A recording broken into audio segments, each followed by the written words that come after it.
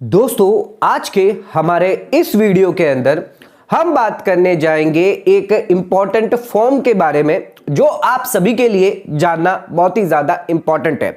इस फॉर्म के थ्रू आप अपना टैक्स जो है वो बचा सकते हैं। क्या है फॉर्म, किन लोगों को यह फॉर्म एप्लीकेबल है, किन्हें जमा करना है, इस फॉर्म की पूरी डिटेल क्या है, क्या क्या डॉक्यूमेंट आपको इस फॉर्म के थ्रू देने होंगे, आज के इस वीडियो के अंदर हम डिटेल में आपको जानकारी देने वाले हैं।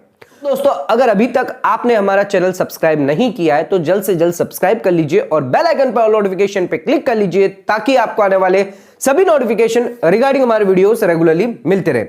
आइए स्टार्ट करते अपने आज के वीडियो को बिना देरी करते हुए।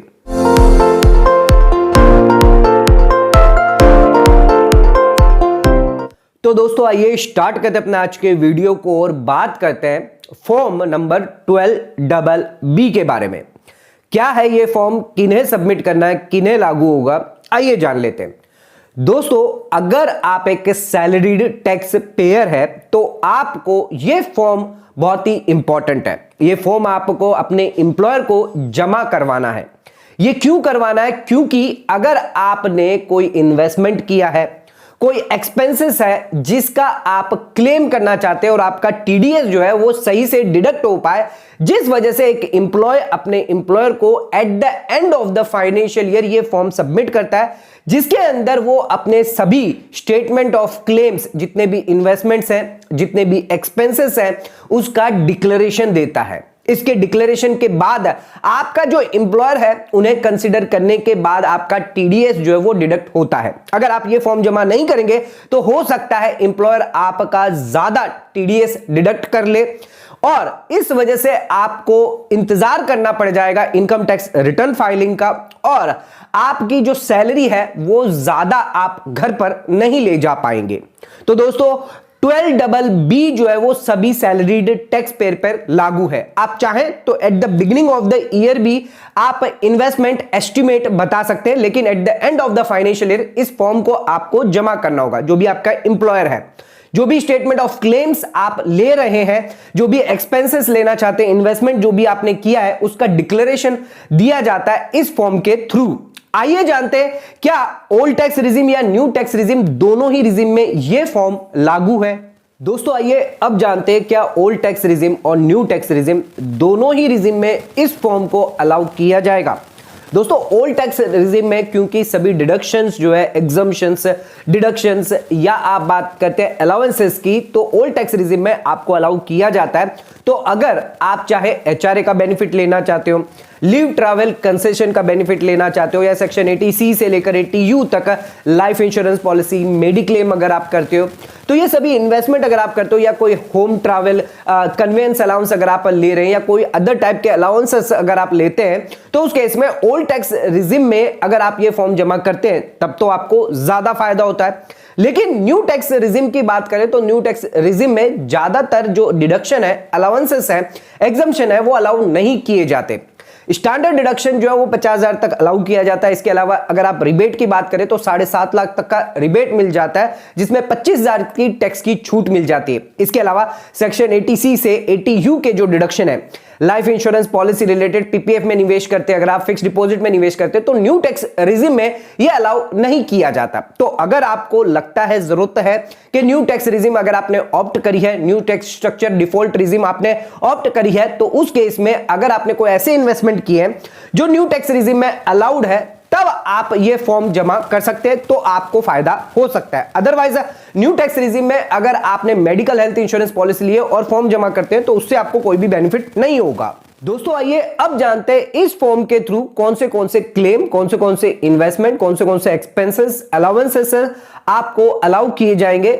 4 कैटेगरी इसमें रखी गई है, यानी 4 तरीके से क्लेम आप इसमें कर सकते हैं। पहला, जो भी इन्वेस्टमेंट प्रूफ आप देना चाहते हैं वो है एचआरए रिलेटेड। अगर आपका एचआरए यानी हाउस रेंट अलाउंस, आपने रेंट पेड किया है किसी लैंडलॉर्ड को और ये एचआरए आपकी सीटीसी यानी कॉस्ट टू कंपनी आपकी सैलरी का पार्ट है, तो उस केस में आपको डिडक्शन अलाउ होता है।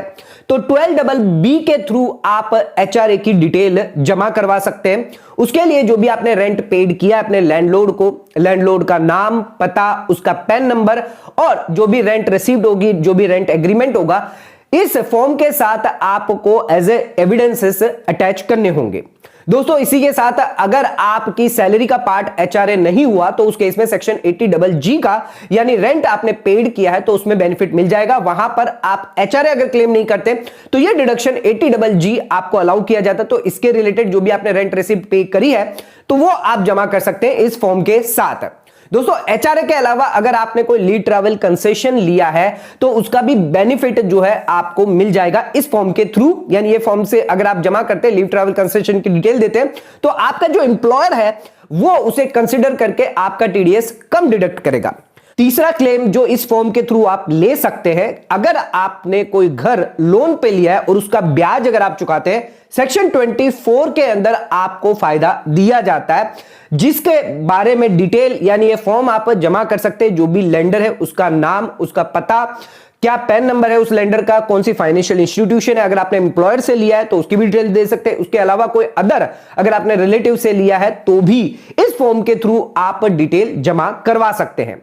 तो 24B के तहत आपको इंटरेस्ट के ब्याज की छूट मिल जाती है, सेक्शन 80C के तहत आपको प्रिंसिपल अमाउंट की छूट मिल जाती है, तो इसके रिलेटेड प्रूफ आप जमा कर सकते हैं। दोस्तों जो चौथा क्लेम है जो इस फॉर्म के थ्रू आप कर सकते हैं वो है 80C यानी चैप्टर 6A के डिडक्शन। 80C, 80CCC, 80CCD और उनके अलावा बाकी जो भी अदर डिडक्शन है, 80E हो गया अगर आप एजुकेशन लोन लेते हैं, अगर आपने डोनेशन किया है तो 80G का बेनिफिट ले सकते हैं, 80DTA या 80DTB का आप बेनिफिट ले सकते हैं सेक्शन 80C से लेकर 80U के अंदर।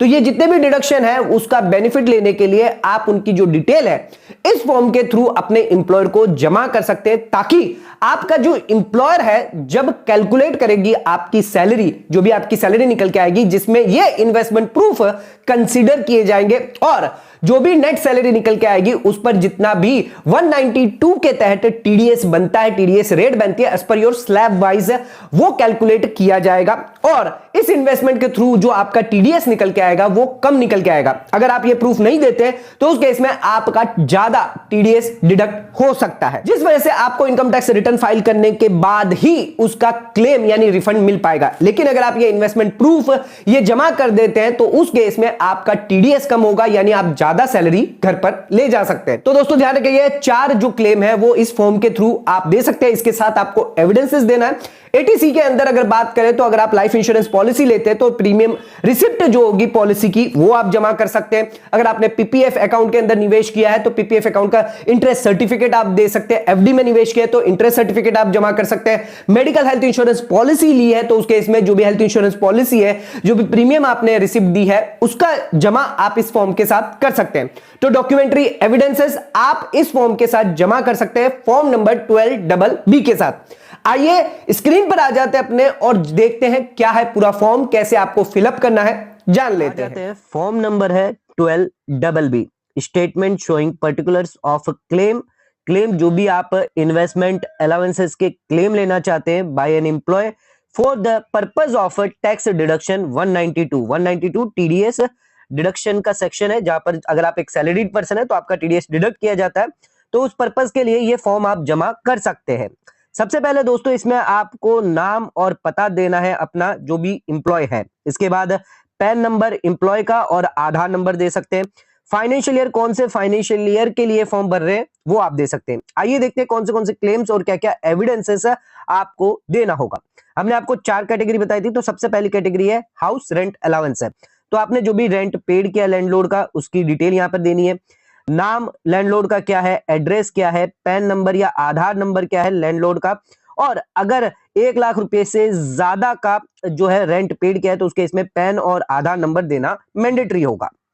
दोस्तों leave travel concession related detail भी आप यहां पर कॉलम में दे सकते हैं। कितना क्या अमाउंट है, कितना एविडेंसेस है, जो एविडेंस है उसके साथ आप यहां पर दे सकते हैं। बात करते हैं अपने तीसरे पॉइंट की, तो जो भी आप ब्याज चुका रहे हैं, जो भी आपने लोन लिया है, घर का ब्याज चुका रहे हैं, तो जितना भी इंटरेस्ट आपने पेबल किया है लैंडर को, चाहे वो बैंक हो या फिर आपका एम्प्लॉयर भी क्यों ना हो, कोई फाइनेंशियल इंस्टीट्यूशन हो या कोई अदर आपके रिलेटिव हो, तो उनके रिलेटेड डिटेल आपको लेनी होगी। उनका नाम क्या है, उनका एड्रेस, जिनसे आपने लोन लिया है, पैन नंबर और आधार नंबर के साथ। चौथा पॉइंट आ जाते हैं, जो चौथा क्लेम हमें करना है वो चैप्टर 6A के जो डिडक्शन है एटीसी, ATCCC, ATCCD। तो एटीसी जितने भी रिलेटेड है, अगर आप सीनियर सिटीजन सेविंग स्कीम में निवेश करते हैं, अगर आप पीपीएफ के अंदर निवेश करते हैं, या फिर पीपीएफ के अलावा अगर आप फिक्स डिपॉजिट में करते हैं, तो इन सभी की डिटेल आपको यहां पर देनी हो। एटीसी के अलावा आपके कोई अदर डिडक्शन है तो वो भी आप ले सकते हैं, एटीई, एटीजी, एटीटीटीए। इसके अलावा भी आपके चैप्टर 6A के कोई डिडक्शन निकल के आते हैं तो उनकी भी आप बेनिफिट ले सकते हैं। ये सब ओल्ड टैक्स रिजिम में आपको मिल जाएगा। न्यू टैक्स रिजिम में डिडक्शन अलाउड नहीं होंगे, तो उस केस में आपको ध्यान रखना है जो भी आप डिडक्शन क्लेम करते हैं सिर्फ उन्हीं का ही बेनिफिट आपको दिया जाएगा। तो ये फॉर्म भरने के बाद आपको यहाँ पर वेरिफिकेशन कर देना है, और वेरिफिकेशन करने के बाद अपना सिग्नेचर और अपना नाम लिखकर आप अपना डेजिग्नेशन, प्लेस और डेट लिखकर इस फॉर्म को अपने एम्प्लॉयर को जमा कर सकते हैं। तो दोस्तों, आज के हमारे इस वीडियो के अंदर हमने आपको डिटेल जानकारी दी रिगार्डिंग फॉर्म 12BB के रिगार्डिंग, जो एक सैलरी टैक्स पेयर के लिए बहुत ज्यादा इंपॉर्टेंट है। एम्प्लॉय जो है अपने एम्प्लॉयर को यह फॉर्म जमा करता है ताकि उनका जो टैक्स है वो कम डिडक्ट हो, क्योंकि उन्होंने ऑलरेडी इन्वेस्टमेंट किया हुआ है। Old tax regime, new tax regime, दोनों रिजिम के लिए यह फॉर्म अवेलेबल है। At the end of the year इस फॉर्म को आपको जमा करना होता है। आप चाहे तो starting of the beginning of year के अंदर भी आप इन्वेस्टमेंट रिलेटेड जो भी आपके एस्टिमेट है वो आप दे सकते हैं। हो सकता है आपका इन्वेस्टमेंट ज्यादा हो या कम हो, तो at the end of the year आप सबमिट करवाना चाहते हैं तो कर सकते हैं इस फॉर्म को। इसके थ्रू आपका जो टीडीएस है वो कम डिडक्ट किया जाएगा, क्योंकि आपने इन्वेस्टमेंट्स किए हैं जो अलाउड है इनकम टैक्स पर्पस के हिसाब से। तो दोस्तों, आज का वीडियो अगर आपको पसंद आया तो इस चैनल को लाइक, सब्सक्राइब और शेयर करना ना भूलें। वीडियो को ज्यादा से ज्यादा शेयर करें। ये वीडियो को यहीं समाप्त करते हैं। धन्यवाद।